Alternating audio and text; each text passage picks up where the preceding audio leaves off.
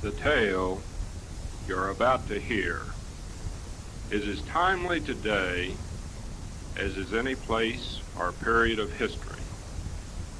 It is the story of justice and its opposite, injustice. San Francisco, in early gold rush days, was a nest of corruption. Fortunes were made and lost overnight. So too were lives. Men were killed as quickly over a tub of butter or a sack of meal as they were over a mining claim. But even more precarious than human lives were the Frisco banks, chocked full of cash, gold dust, raw ore, and deeds. Banks fell prey to the murderous outlaws and Mexican banditos who scourged the streets like a plague and ransacked and killed with a wild abandon. Eventually, when law became strong enough to stay the tide of crime, San Francisco became relatively civilized.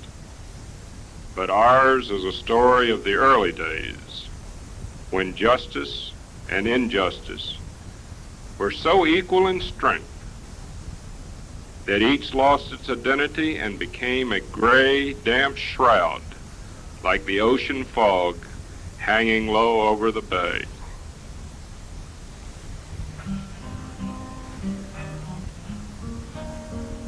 It was mid-morning. The sun left its heat on the ground and lifted moisture from the dew-dampened street. Willie Thomas was busy working for Nelson Cook, who owned the general store.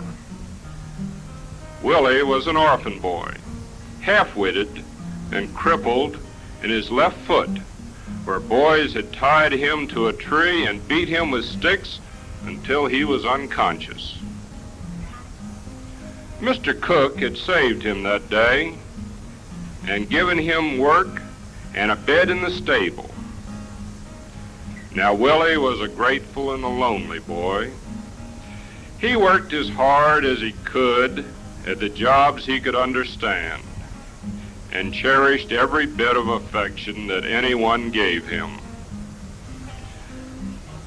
Besides Mr. Cook, the only person who was always kind to Willie was the Parson Gordon Jones. Parson Jones rode in once a week for supplies. He had given Willie a Bible which Willie loved. He would sit for hours by his favorite creek and pretend he could read the lines of Scripture. Soon, this very day, Parson Jones would come into town with his little mule. This is why Willie had been working so hard, getting the familiar supplies piled by the hitching post, all ready to load. Although his church was rarely attended, the parson made trips to the surrounding farms during the week.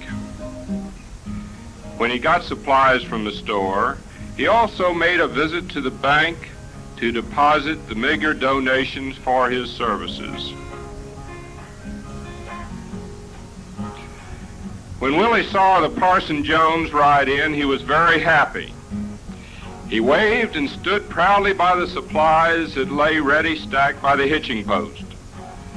Suddenly, two men rode in from the east.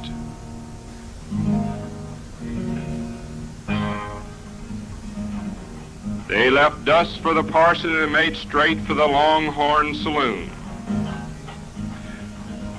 Willie hobbled away as they paid him no notice and would have run him down.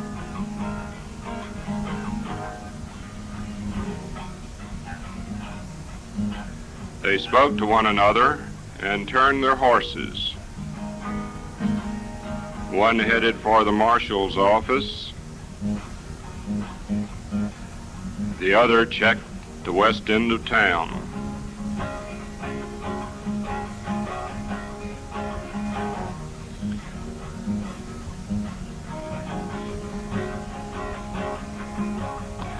apparently satisfied, they returned to the Longhorn and went in for a drink.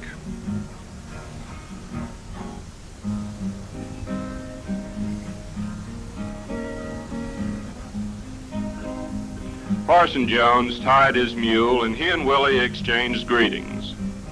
Then the parson headed for the bank, and Willie began to load the mule. The two men walked out of the saloon and down the street toward the bank. One went in, and one stood guard.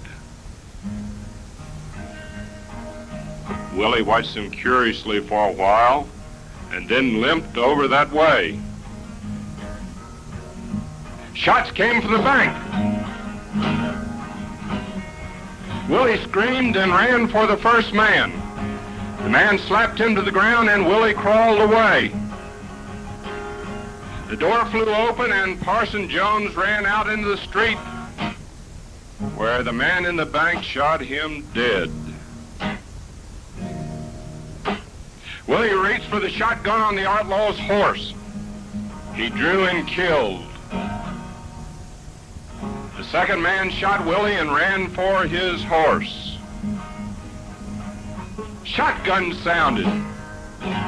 The bandit fell dead as the marshal came into town.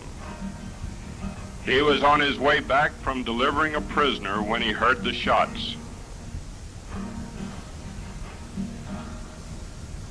He contemplated what had happened as he stood silently over Willie. The parson lay dead in the street, and yes, the outlaws were dead too. Justice or injustice?